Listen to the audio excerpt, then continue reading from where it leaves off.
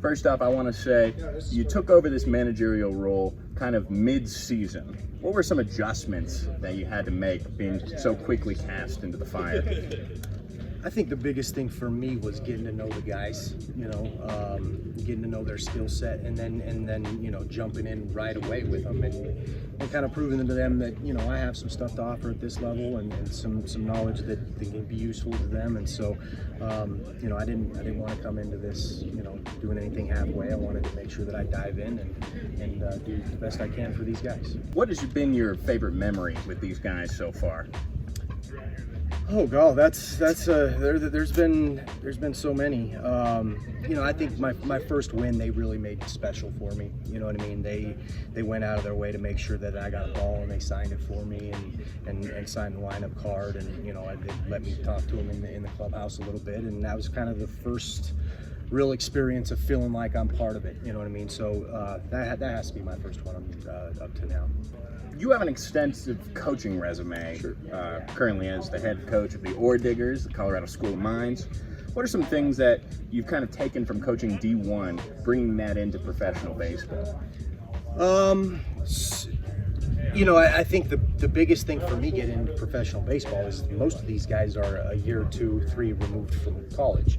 And so sometimes I think the detail and the fundamentals that go into the daily grind of you have a week to prepare for a series can be lost when you don't have necessarily the time to bang out practice and get in there and pay attention to some detail and stuff like that. And so, we're getting creative with the time that we have beforehand, before batting practice, before the game starts, in order to just kind of clean some things up a little bit. Mentioning your coaching resume, kind of going along, you coached at Thomas Jefferson from 2010 to 2014, where you helped create a popular local MLB superstar. And now, real quick, I have something for you.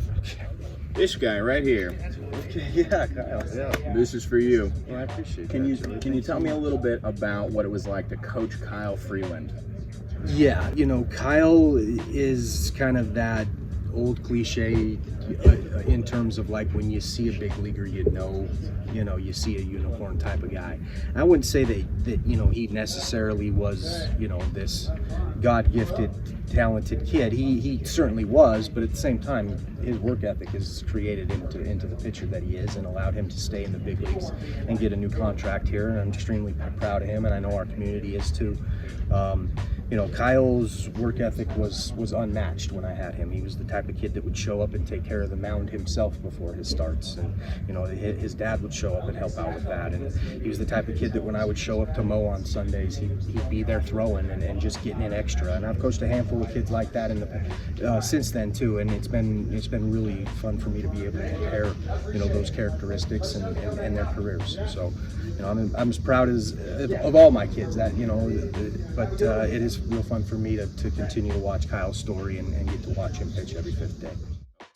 As you know, the Owls, getting back to the Owls, they are a former affiliate of the Angels.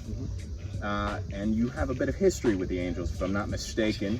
The all-state shortstop out of Hillcrest High School signed with the Angels. Can you tell me a little bit about that experience? Yeah. I mean, it's kind of similar to some of our guys' experience. I attended some pre-draft stuff, got my name in front of a few people. My infield instructor when I was in high school was a scout with the Angels, so I kept in contact with him throughout college. He informed me of a tryout. I went and worked out for him, and got to play in an exhibition game, and they gave me a contract for a couple weeks, and unfortunately I broke my wrist and started my coaching career. But that was kind of the writing on the wall for me. That kind of spelled it out, like, hey, when professional baseball chews you up and spits you out as a player, you could better figure out how to get yourself back there as a manager, and somehow on this long road and journey I've been able to do that. So this is the side of game I belong at, and I think our guys agree with that, both at the college level and the guys that I get to work with here every day. I totally agree. I think these guys are really taking you in. Coming in mid-season, they weren't sure maybe at first, but they really kind of quickly accepted you as their coach, as their leader. So to you then, what does it mean to be the head coach of the Northern Colorado Owls? You know, it's taken a lot of time to process that, and I'm still trying to swallow it every day. You know, and I mean, I'm so grateful for the opportunity and to get to work with these guys every day. And you know, I appreciate you saying that, because I think that they have picked up on my ability and want to just get in there and grind with them and work with them every day. You know, I mentioned before, like, I didn't want to go about this halfway. If I was going to do it, then I wanted to make sure that what I have in my tool bag, I'm able to offer our guys. Is there any final message you have for all the Owls fans out there? I think, you know, the good times are ahead. Be patient. You know, I think, you know, when I look at what Future Legends is doing here and what the organization is doing here, we're building, you know, a good foundation for the community here in Northern Colorado, and we're putting a good product on the field, you know. And I think that, you know, the biggest thing for us is continue to build with the group of guys and the core of guys that we have, continue to give guys opportunities. This league gives local guys opportunities, which is fun for this community as well. We got a handful of guys that, you know, live 30-40 minutes from here. So you know, I think I'm really excited to see the future with the Owls when they get moved into the complex and get to kind of get on their feet and get some stability a little bit, because, you know, obviously it's one of the more recognized, you know, brands in minor league baseball, and you know, this community deserves a good product, a good baseball product to come out to each night.